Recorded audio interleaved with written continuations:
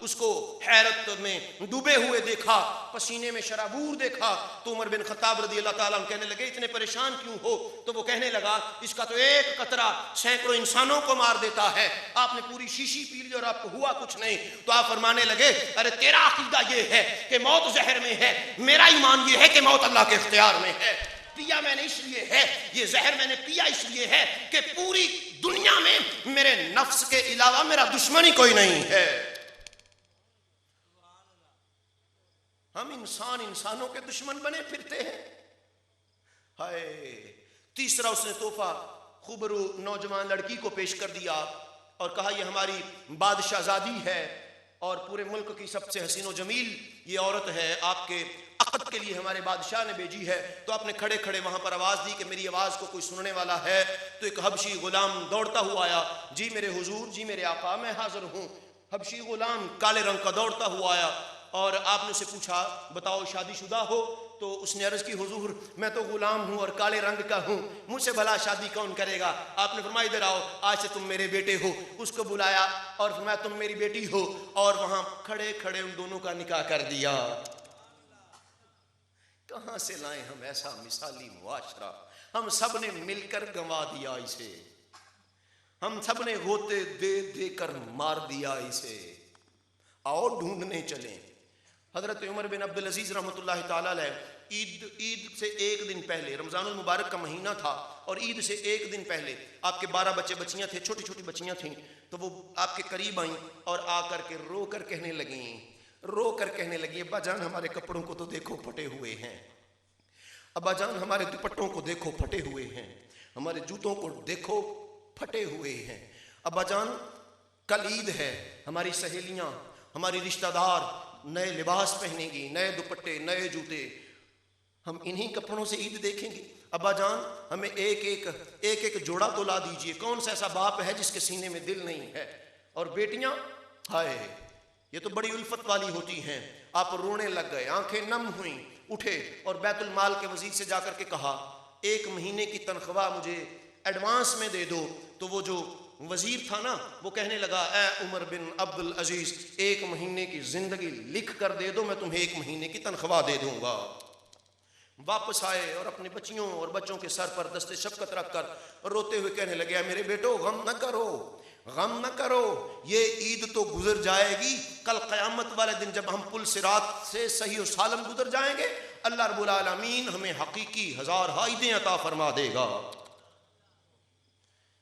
کہاں سے لائیں ہم ایسا معاشرہ جس میں الفت تھی، جس میں محبت تھی، جس میں پیار تھا؟ ایک صحابی رسول صلی اللہ علیہ وسلم دوسرے صحابی کو اپنی جان سے زیادہ پیار کرتا تھا۔ آقا کریم صلی اللہ علیہ وسلم نے مکہ سے آنے والوں کو مدینہ میں رہنے والوں کے ساتھ ملا دیا، وہ خون سے زیادہ گہرے رشتوں کے مالک بن گئے۔ اسلام اس کا نام ہے وَاعْتَصِمُوا بِحَبْلِ اللَّهِ جَمِيعًا وَلَا تَفَرَّقُوا۔ ہم تو تفرقات میں بٹے ہوئے لوگ ہیں، اسی وجہ سے آج پوری دنیا میں پس رہے ہیں۔ جدھر نظر دوڑاتے ہیں عالم اسلام خون میں نہایا ہوا نظر آتا ہے، شرق میں، غرب میں، شمال میں، جنوب میں، ہر جگہ اسلام ہی خون میں نہایا ہوا ہے۔ بت پرست تو ہیں ہی بت پرست، آتش پرست تو ہیں ہی آتش پرست، خدا کے نام لیوا خون میں نہائے ہوئے ہیں، رسول عربی اسلام کے نام لیوا ہائے کوئی اور وجہ نہیں ہے۔ اس لیے نہیں کہ طواف کعبہ کرنے والے کم ہیں، اس وجہ سے نہیں کہ عمرہ و حج کرنے والے کم ہیں، بلکہ اس لیے ہم پر یہ عتاب ہے کہ ہم ایک دوسرے سے محبت کرنے والے نہیں رہے، ایک دوسرے کا احساس جاتا رہا۔ آج کی رات دارالاسلام کا پیغام یہ ہے احباب ذی وقار، آؤ ان دلوں کی نفرتوں کو مٹا دیں، دلوں سے قدورتوں کو نکال دیں۔ موت ان قریب ہے، ہمارے تعاقب میں ہے، آج نہیں تو کل۔ یہ جوانی، یہ بڑھاپا، یہ بچپنا پتہ نہیں، آنے کی ترتیب جانے کا نہیں پتہ۔ بڑے بڑے اس قبرستان سے گزرے تو بڑے بڑے تخت و تاج والے اس میں پڑے ہوئے ہیں، ہے کوئی وہاں دعا کرنے والا؟ چادریں انہی کی قبروں پر چڑھا کرتی ہیں، دعائیں انہی کی قبروں پر مانگی جایا کرتی ہیں جنہوں نے دنیا میں رہ کر مخلوق خدا کے ساتھ محبت والے معاملات کیے ہوتے ہیں۔ اور غوث العظم کیوں بنے ہیں؟ غوث العظم، حالانکہ غوث ہر وقت میں ایک ہوتا ہے، ہر زمانے میں ہوتا ہے، مگر غوث العظم قیامت تک کوئی نہیں ہو سکتا۔ اس کی صرف وجہ اتنی سی ہے، مختصراً ڈیفینیشن اس کی یہ ہے کہ انہوں نے مخلوق خدا کے ساتھ محبت اپنی جان سے زیادہ کی۔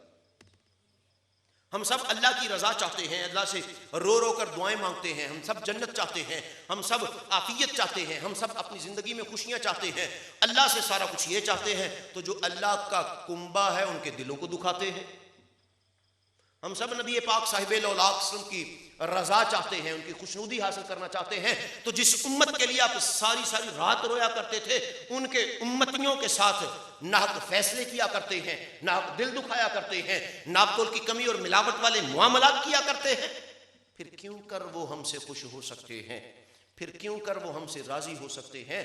احباب، اگر ان کو راضی کرنا چاہتے ہیں تو پھر ان کی امت کے ساتھ معاملات ہمیں درست کرنا پڑیں گے۔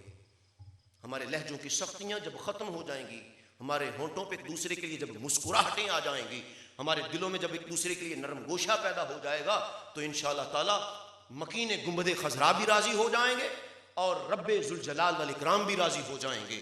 ہماری بگڑی بن جائے گی، ہم ہاتھ اٹھائیں گے، واپس بعد میں آئیں گے اور ہماری دعا مستجاب پہلے ہو جایا کرے گی۔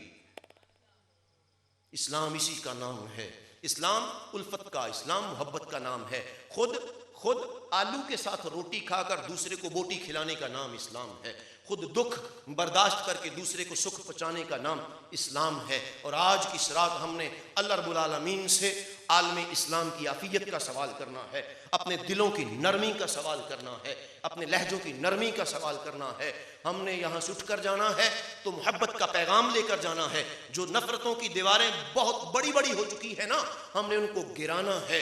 جو نفرتوں کے پودے اگ کر بڑی فصل بن چکے ہیں، ہم نے انہیں کاٹ کر محبتوں کے بیج بونے ہیں، محبتوں کے گل کھلانے ہیں، اور انشاءاللہ تعالی وہ وقت قریب آ جائے گا، پھر محبت کی خوشبو سے پورا معاشرہ مہک جائے گا۔ اللہ بھی راضی، اللہ کے محبوب بھی راضی ہو جائیں گے، اور دنیا یہ بھی بنے گی، دنیا وہ بھی بنے گی۔ یہاں بھی سکھ چین کی زندگی، وہاں سے بھی سکھ چین کی زندگی نصیب ہوگی۔ اللہ رب العالمین مجھے اور آپ کو سوچنے، سمجھنے اور عمل کرنے کی توفیق عطا فرمائے۔ سلام کے بول ہوں گے، اور اس کے بعد جو جانا چاہیں انہیں اجازت ہے، لنگر عام ہے، صلاۃ و تسبیح کی نماز ہوگی، نماز کے بعد پھر ذکر وجدانی کیفیت میں، اور پھر دعا ہوگی۔ سلام کے بول ہوں گے، اس کے بعد پھر انشاءاللہ تعالی دعا اور